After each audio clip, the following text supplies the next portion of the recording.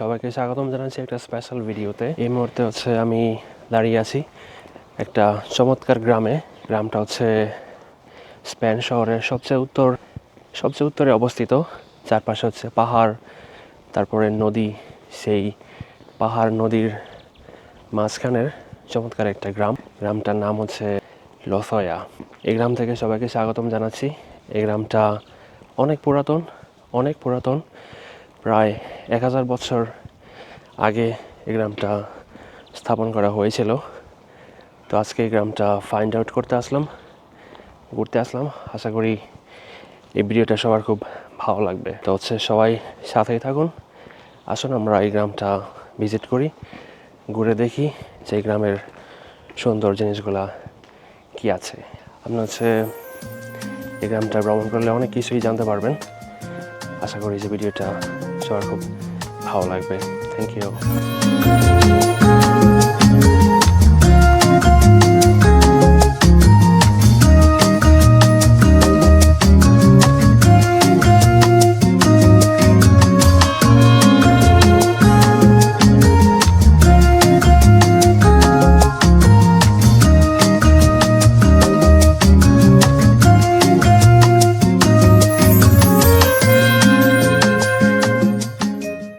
এই দেয়ালটা যখন এখানে রাজা বাদশাহ ওরা ছিল, তখন এই দেয়ালটা ওরা ব্যবহার করত। সেই কত আগে তৈরি দেয়াল এখনো কত মজবুত, কত শক্তিশালী। এত বড়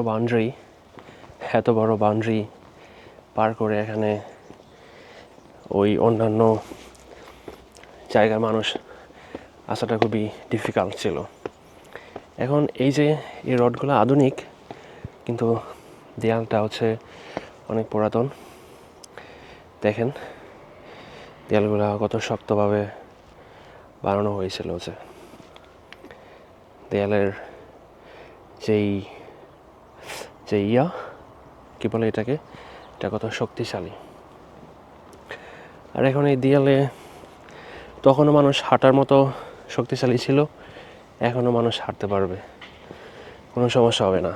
আর এখানকার দেয়ালের সিস্টেমটা এমন ছিল যে দেখেন, যাতে করে সৈনিকরা বা রাজা বাদশাহ যারাই আছে ওরা যেন এই দেয়াল দিয়ে হাঁটতে পারে ভালোভাবে, সেই ইয়েতে করা হয়েছিল।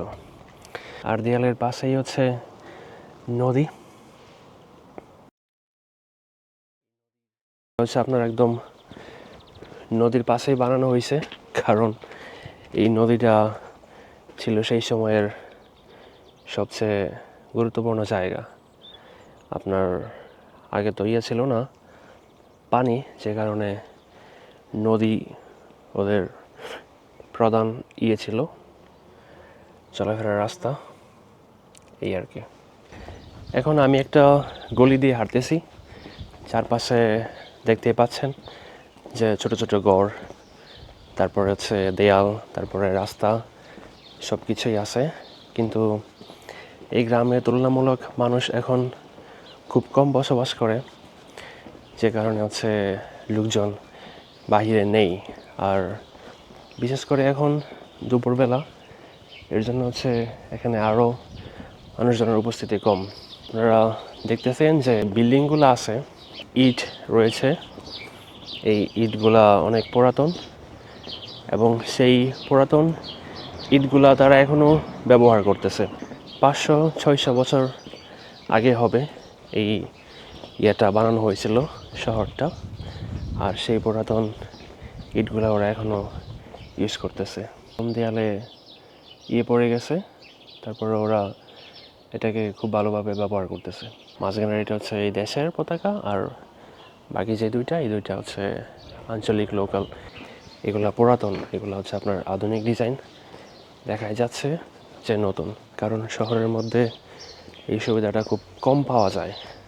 একটা বাচ্চা আসতেছে আমার সামনে সাইকেল চালিয়ে, মনে হয় এখানকার লোকাল, স্কুল থেকে আসছে মনে হয়।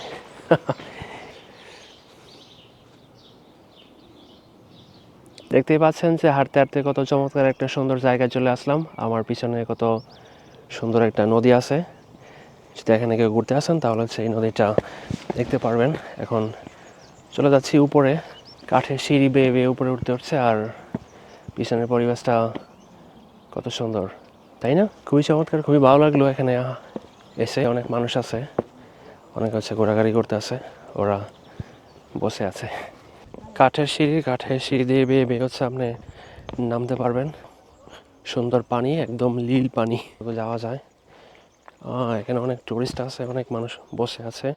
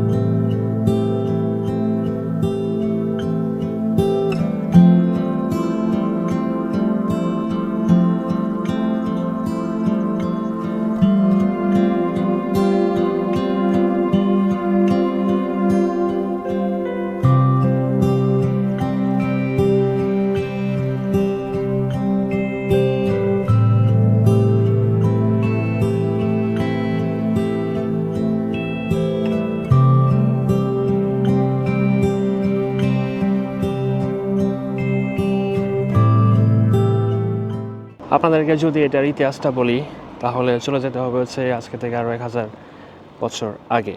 জায়গাটার নাম হচ্ছে বুইত্রোসা দে লসয়া, স্পেনের মাদ্রিদ শহর থেকে একদম উত্তরে অবস্থিত, অনেক দূরে। এটা একটি ঐতিহাসিক শহর হিসেবেও এটাকে সবাই জানে, সবাই চিনে।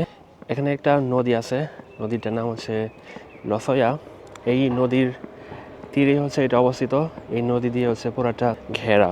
প্রাচীন এবং মুসলিম এবং হচ্ছে রোমানরা সবার আগে এখানে বসতি স্থাপন করে, কারণ পুরোটা ইউরোপ যখন রোমানদের দখলে ছিল, তখন ওরা বিভিন্ন গুরুত্বপূর্ণ জায়গায় রাস্তা করে এবং হচ্ছে গ্রামগুলা তৈরি করে। তারপরে যখন এটা রোমানরা বানাইছিল, তখন এত বেশি ইয়েতে পড়ে নাই, মুসলিমরা তাদের আন্ডারে নিয়ে নিয়েছে 800 সালে। তখন এটাকে ওরা খুব ভালোভাবে গুরুত্ব দিয়ে এটাকে বানাইছে। যখন এটাকে মুসলিমরা নেয়, তখন এটাকে একটা শক্তিশালী বাণিজ্যিক, তারপরে কৃষি, সব দিক দিয়ে এগুলোতে সাহায্য করছে। তারপরে আপনার 10 শতকের দিকে আবার খ্রিস্টানরা এটাকে পুনরায় দখল করে নেয়। তারপরে আপনারা যে দেয়ালগুলো দেখছেন, এগুলা খ্রিস্টানদের বানানো, কারণ মুসলিমরা হচ্ছে এত শক্তিশালী দেয়াল তৈরি করে নাই। আর যখন খ্রিস্টানরা এটাকে পুনরায় দখল করছে, তখন যাতে আবার কোনো মানুষ এটাকে জয় না করতে পারে, যে কারণে এত শক্তিশালী ওই প্রাচীরগুলো দিছে। মেন্দোসা একটা রাজপরিবার, ওই পরিবারের আন্ডারে এটা চলে যায় 1915 সালের দিকে, কারণ ওরা ছিল জমিদার এবং প্রভাবশালী ব্যক্তি। তখন এই জায়গাটা খুবই জমজমাট ছিল, অনেক মানুষ ছিল, অনেক বাণিজ্যিক কেন্দ্রিক ছিল। উত্তর বর্ডার দিয়ে যারা স্পেনে আসতে চেষ্টা করতো, তারা হচ্ছে এই শহর দিয়ে আসতে হইতো, যে কারণে এটাকে অনেক প্রায়োরিটি দিয়ে রাখতো ওরা।